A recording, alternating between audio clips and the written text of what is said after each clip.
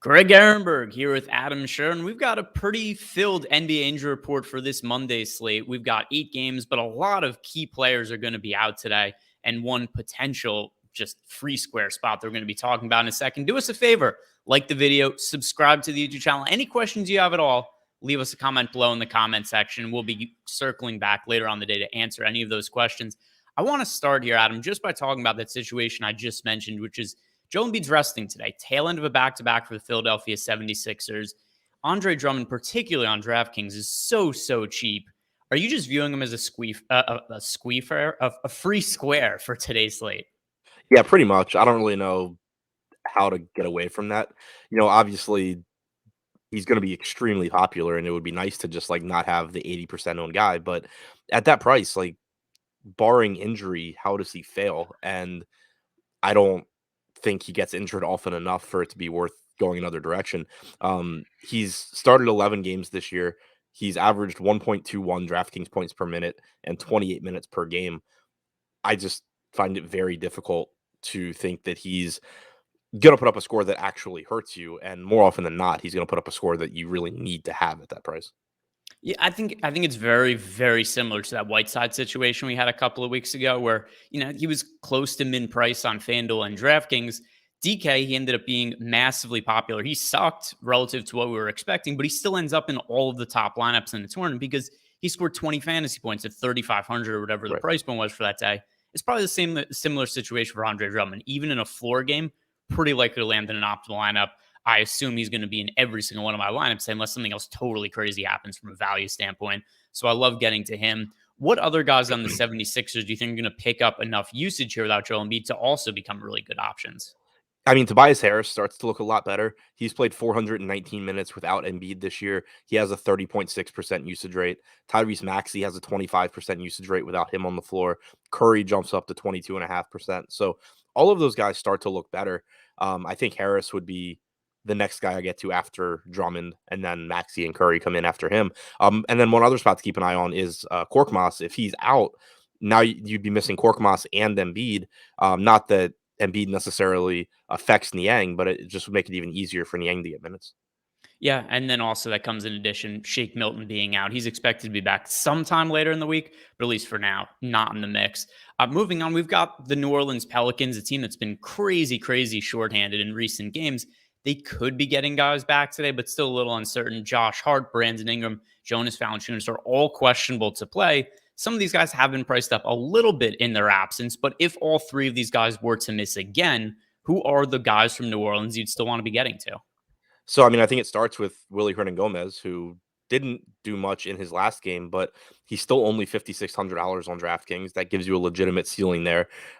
It's easier for him to fail than it is for Drummond, but you could make some very high upside lineups with those two. I'm sure that would be a very popular way to go.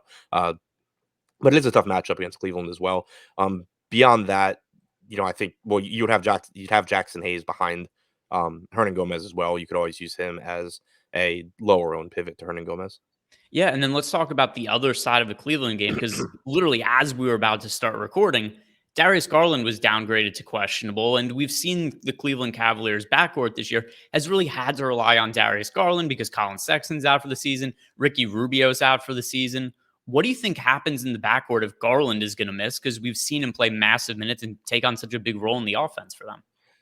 Yeah, I mean, I expect that you would get more run from Rajon Rondo, who's only 3K. And I know you and I have talked about him a lot before. He's not the best actual NBA player, but if you're going to give me mid to upper 20s in minutes from Rajon Rondo at minimum salary, he's going to look great in DFS. So I think that would look good. And then you would get increased usage rather for guys like Evan Love, Evan Mobley, most likely. Not that Love necessarily plays a lot of minutes, but you would see him get even more opportunities. I think you would see Evan Mobley take on a bigger role than normal offensively as well. Yeah, and once again, that Cleveland backcourt, no Ricky Rubio, no Colin Sexton, two guys that we thought were going to play a massive role for Cleveland, just haven't been in the mix, and they've gotten lucky because the team's been really good, but Darius Garland's really ascended into an all-star level player. Huge loss if he's not going to be in the mix for them. We've got for the Los Angeles Clippers, Ivica Zubac was just downgraded to questionable. Nick Batum is also questionable. How do you see the front court minutes shaping up for the Clippers if Zubac isn't able to play? So I think you would get a nice amount of Ibaka and Hartenstein. Recently, you've been getting more run for Hartenstein, which is nice because he's a good point per minute guy. He's $3,300. He's another one where, I mean, if this opens up, if Hernan Gomez opens up, that's the situation where, maybe I don't end up with 100% Drummond just because uh, you could get some Hernan Gomez, Hartenstein lineups. But I think more likely it would still be just like pairing Drummond with one of those guys. But it would open up just more minutes for them. I'm not sure who would start. Um, I think it's relatively likely you would get if Ibaka starts. I think you're basically getting like an even split between the two. If Hartenstein starts, you could certainly just get more minutes for Hartenstein. The NBA injury report is sponsored by Yahoo Daily Fantasy Sports. If you guys have not signed up for Yahoo, do yourself a favor. Click on the link in the description box below. Head on over to Yahoo, make an account, make a deposit, enter a contest, and you get yourself 1 free month of Awesemo Plus Platinum. We have all the tools there you need to make money, not just on Yahoo, but FanDuel, DraftKings as well. That'll all be included with that Awesemo Plus membership. All right, getting back to the rest of the injury report, and now we have some bigger names to hit on. First, the Miami Heat situation. We saw Jimmy Butler came into the day listed as questionable. He was just ruled out. That comes in addition to Kyle Lowry, who's out, and I haven't really read any updates on Kyle Lowry. I don't know what's going on there, but he's missed nearly a month with a personal issue there. That aside, Miami Heat are going to be shorthanded both in the backcourt and on players that carry pretty big roles on offense. Who's going to step up for Miami tonight? Yes, I mean, I think it makes Bam Adebayo look even a little bit better. He's played only 80 minutes this year without Butler or Lowry, but he's averaged 1.4 DraftKings points per minute. He has a 26.5% assist percentage, 24.5% usage rate. It's a bump for Tyler Hero. He's got a 32.5% usage rate, 1.1 DraftKings points per minute in 309 minutes without those guys on the floor. And then you're likely to see more playing time from some combination of Caleb Martin, Max Strus. One of those guys could certainly step up and be a better value as well.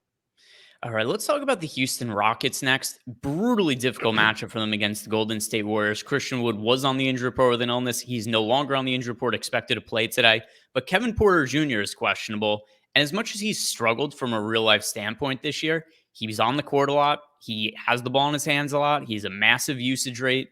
Is there anybody from Houston you look at as a good value play if he's unable to go in what is a really difficult matchup against the Warriors?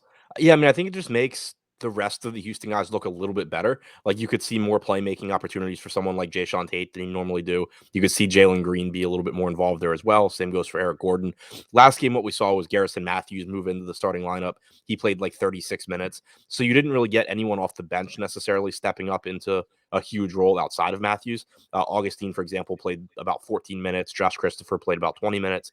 So, and Armani Brooks only played 7. So I don't necessarily think that there's one guy off the bench that you're just going to start plugging into lineups. Garrison Matthews is already 4,200, so probably correctly priced.